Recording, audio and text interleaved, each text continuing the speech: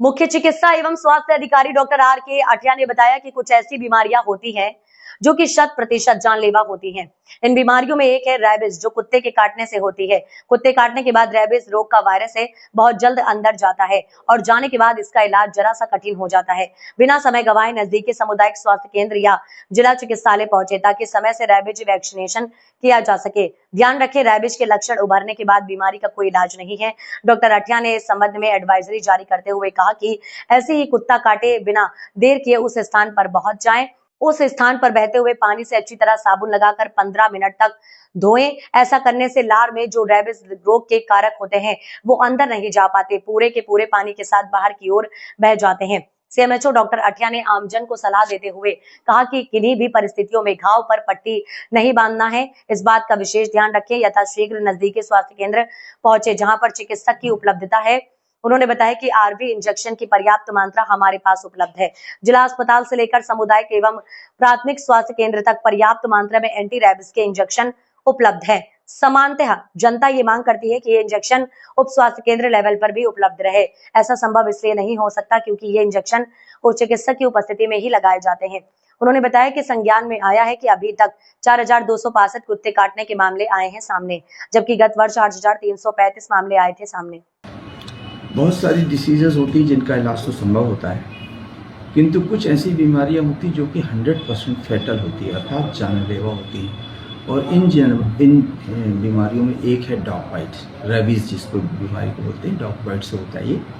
और ये एक ऐसी बीमारी है जिसका कोई इलाज नहीं, एक बार होने के उपरांत मौत अवश्यंभावी हुआ करती है। और इसलिए इस रेबीज रोग से बचने के लिए हमें भरसक प्रयास करने चाहिए। ऐसे सभी कुत्ते जो इस वायरस से ग्रसित हैं, उनके काटने से ये रोग हो जाता है।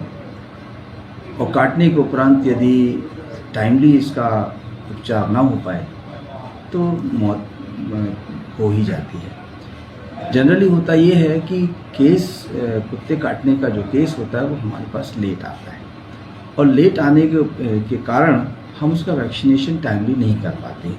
इंजेक्शन की पर्याप्त मात्रा हमारे पास है उपलब्ध, जिला अस्पताल से लेकर के पीएचसी और सीएचसी लेवल पर पर्याप्त एंटी रेबीज के इंजेक्शंस हैं।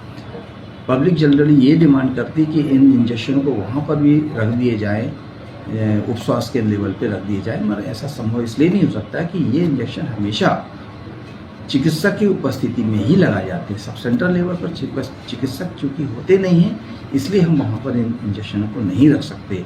और इसीलिए ग्रामीण क्षेत्र में जहाँ अस्पताल प्राथमिक स्वास्थ्य केंद्र नहीं है वहाँ पर ये इंजेक्शन उपलब्ध नहीं है।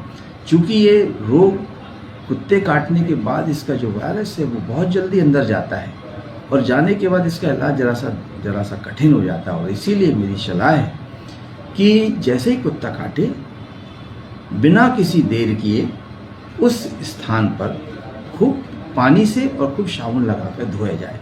प्रचुर मात्रा में साबुन, प्रचुर मात्रा में पानी से उस स्थान को धोया जाएगा तो कुत्ते की लार में जो इस रोग के कारक होते हैं वो अंदर नहीं जा पाएंगे, और वो इस पानी के बहाव से जिससे आप घाव धोंगे वो पूरा का पूरे पानी के साथ ये बह करके बाहर जाएंगे, अंदर नहीं जा पाएंगे।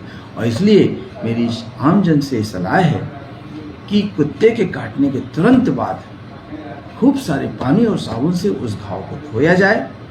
किन्हीं भी परिस्थितियों में उस पर पट्टी नहीं बांधना। पट्टी अन्य घाव में बांधी जा सकती है, कुत्ते के घाव में कभी भी पट्टी नहीं बांधी जाती। इस बात का विशेष ध्यान रखें। यथाशीघ्र नज़दीकी प्राथमिक स्वास्थ्य केंद्र पहुँचे जहाँ पर चिकित्सक की उपलब्धता है, अथवा सामुदायिक स्वास्थ्य केंद्र पहुँचे, अन्यथा जिला अस्पताल पहुँचे।